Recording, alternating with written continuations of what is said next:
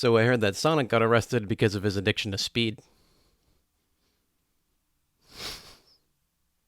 Anyway, this video is a partial follow-up to my last video in which I talked about hoping if Sonic Frontiers was going to be good or not. I played this game for 5 hours, and I played this game until 2:30 last night in the morning, and I wanted to just give a quick few thoughts. So here are my thoughts on Sonic Frontiers. I have not played any 3D Sonic game since Sonic Adventure 2. I remember Sonic Adventure 1 and 2 being really good, kind of just fell off the bandwagon after that. I never played Sonic Heroes, I never played Sonic the Werewolf Sonic. Goodness, I can't even remember what the name of that is now. I never played Sonic Colors, I never played Sonic Generations. I heard they were good, I just never got into them. I did buy Sonic Mania. I thought that was extremely fun, albeit that is not a 3D game, that is a 2D game. So I'm used to a certain control scheme, and I have muscle memory of pressing the jump button to jump and then pressing it again to home attack. That's clearly not the case with Sonic Frontiers. There's a lot that's changed in Sonic Frontiers, and a lot of it is for the better. So Sonic Frontiers has a Metascore of 72, and it has a user score of 8.7, which I think for a Sonic game is actually really impressive. This is not as high as Colors or Generations, but still good. I want to share some good thoughts. I want to share some, maybe not bad thoughts, but stuff I didn't exactly care for in my roughly 5 hours of playtime through the game so far. And so let's begin with the good. You remember that opening cutscene in Sonic CD where he's just zipping all over the place and he's just going everywhere and stuff, and the game is actually more of a platformer than like a speed racer like you see in the opening cutscene. But this game reminded me a lot of that opening cutscene from Sonic CD. You have just like this big open world. You can roam around in it very freely, very quickly and stuff. So there's a decent amount of games, especially in 2022, that were influenced by Breath of the Wild. You see Horizon Forbidden West being influenced by Breath of the Wild. You see Elden Ring being influenced by Breath of the Wild. And now you see Sonic being inspired by Breath of the Wild. So you got the boost circle, you've got the dragon that spits out projectiles at you, you've got grassy areas and map unlocks. You've got a game that really doesn't really hold your hand. It just puts you in a big open world and lets you run free and explore what to do. So that I thought was pretty impressive. Gene Park on Twitter said this game was kind of like Tony Hawk, and I see exactly where he was going with that. So there are these sections in which you kind of go up on chairs, thrones maybe, and you press a button to go into these little pocket worlds, and you have several things to do. You have to clear it on time with either an S rank, which is the lowest amount of time, A rank, B rank, C rank, D rank, and stuff. So you get points for... You get keys to unlock the maps with an S rank. Then, on every level I've played so far, you have all these little red Captain America shields. They look kind of like my shirt does. So you get points for that. One thing I really found was really cool is you don't actually have to get all of the 5 red Captain America shields on the first try. You can keep on doing it and it'll count every time you get a new one, so long as you complete the level. There's another challenge where you have to end the level with a certain number of rings. So that, like, all these things are very well imagined. There's a Green Hill zone that's very reimagined in the modern era. There's different areas where they're just very modernized and stuff, so I found that to be cool. In the open world area, you can boost at any time, and that's pretty cool. You can upgrade Sonic, you can upgrade his ring capacity, you can upgrade his speed, you can upgrade his attack, and you can upgrade his defense. That was very different from what most of us are used to in a Sonic game.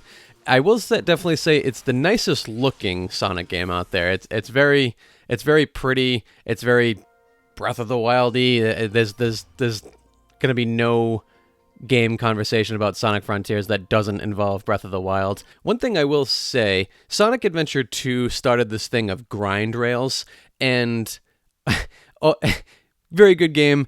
When you look at the places they have these grind rails and stuff, it's just like it makes no logical sense like why they would be there. But in Sonic Frontiers, the grind rails, you can unlock them to traverse the map a little bit better, and it actually works in the game's favor. So bravo with the grind rails on here. I think that's a very good.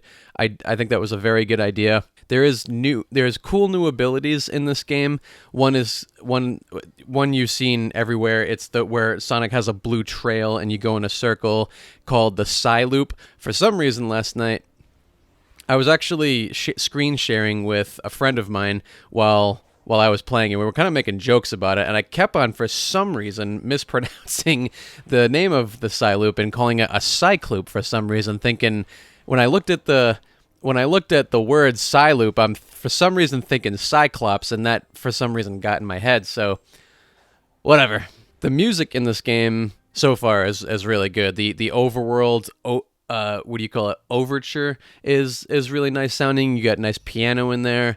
It's actually kind of dark and serious, but it works in the game's favor. The loading screens also in this game have tutorials that you can practice your moves on at least on PlayStation 4 it does. Again, I don't own a PS5 yet. I will be getting one, just not at this time. As far as the loading screens on PS4, it compensates the load times with practicing your techniques and learning the game a little bit better, so bravo on that point. Now this brings me to what I didn't care for as much in the game.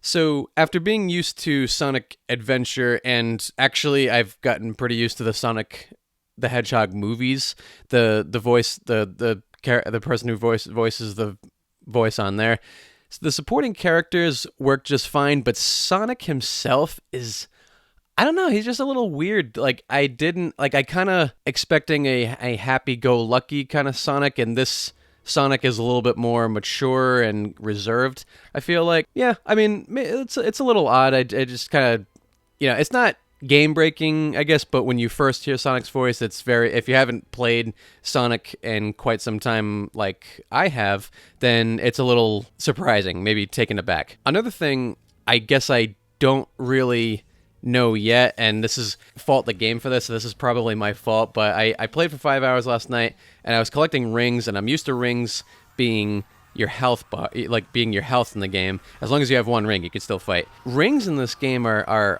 odd. I don't really know what their function is. I mean, like, obviously they are your health, but why am I upgrading my capacity to hold more rings? I guess I should probably Google that, and I probably should have Googled that before I made this video. Shame on me. Yeah, so I will go and follow up with the review, the actual full review I do when I finish the game. If anyone else had that confused, let me know in the comment section below. There is a learning curve to this game. Kind of like how Spider-Man PS4, I went into it having to learn the game, and I was like, oh, okay, like, let me just take my time to learn these moves. The same thing here is with Sonic. You have your kicks, you have different move sets, you have like a bouncy move, you have a homing button, you have different methods of combat here and there, so you can string together different combos. This wasn't a bad thing or whatever, it's just something you have to learn before really going further in the game than I am right now. As a Sonic game, this is really a step in the right direction, I feel like. I actually really had fun with it. As an open world game though, I feel like it's a little bit wanting.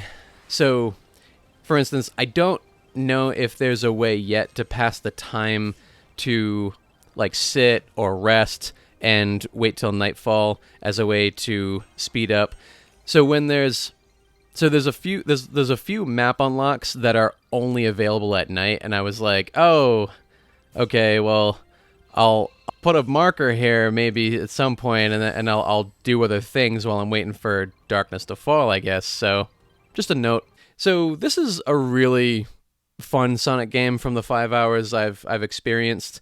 There was some pop-in issues. I mean, if you watch IGN, if you watch Dreamcast Guy, if you watch RGT, Spawn Wave, like I think like all of them have noted that there are a decent amount of pop-in issues with this. So if you can, I mean, if you can forgive that, yeah, I mean, it's a little wonky, but yeah, I overlooked the flaws, and I actually did not fall asleep playing this game. If you follow me on Twitter, I've been playing through Guardians of the Galaxy, and for some reason, I can't stay awake through this game. Like, and that's not to say that's a bad game at all. It's just I wake up and Peter Quill is falling like off a cliff 12 different times. So, whoops. So if you're a busy gamer, if you're a mom or a dad who hasn't played Sonic in quite some time, this is gonna probably be a nice one to introduce to your kids. Hey, look, this is the one of the characters I grew up on alongside Mario.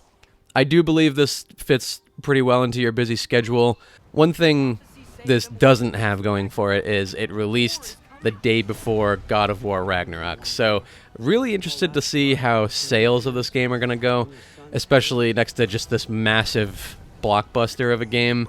And that's actually in the running for best game of the year over Elden Ring.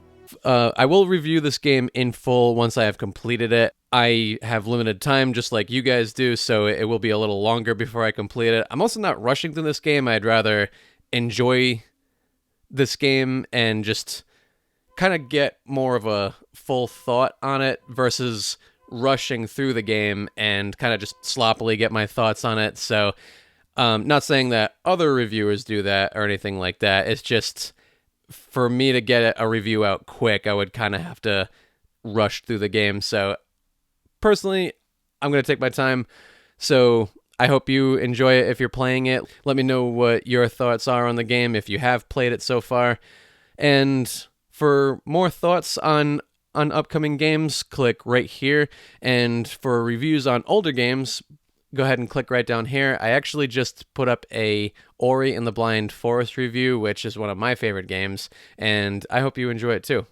Please go enjoy your families, go ace that next test, and let me know what you want to put on the third one. I'll see you in the next one.